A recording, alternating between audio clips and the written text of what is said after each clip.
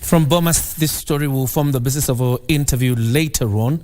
Prime Cabinet Secretary Musalia Mudavadi says the absence of a properly constituted electoral commission is a threat to Kenya's thriving democracy.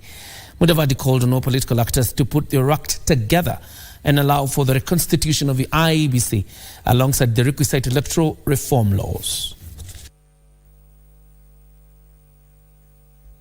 During the Electoral Law and Governance Institute for Africa consultative workshop on post-election electoral law reform agenda, the Prime Cabinet Secretary warned that Kenya's democratic credentials are being dented by absence of a fully constituted electoral commission.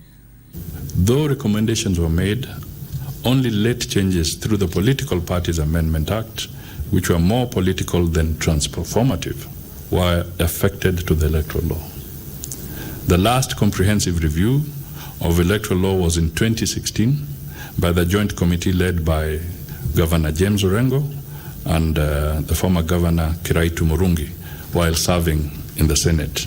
The IEBC has for the last 9 months been without a single commissioner after the exit of Chairperson Wafula Chebukati, Commissioners Boya Molu and Professor Abdi Gulie, whose term expired in January, while the Cherera 4 resigned after the 2022 elections.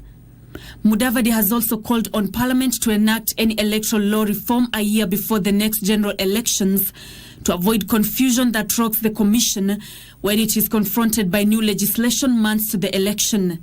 As a nation, it's about time we deal decisively with the cyclic violence that afflicts our country during and after elections.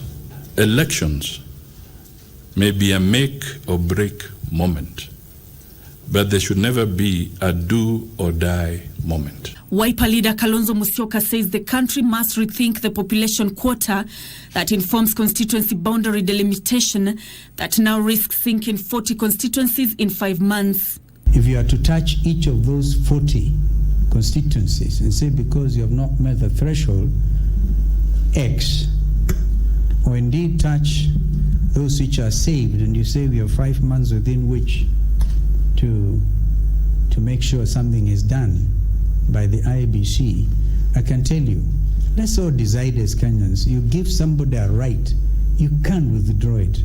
Such a sacrosanct right to representation. Nancy Okware, Prime Edition.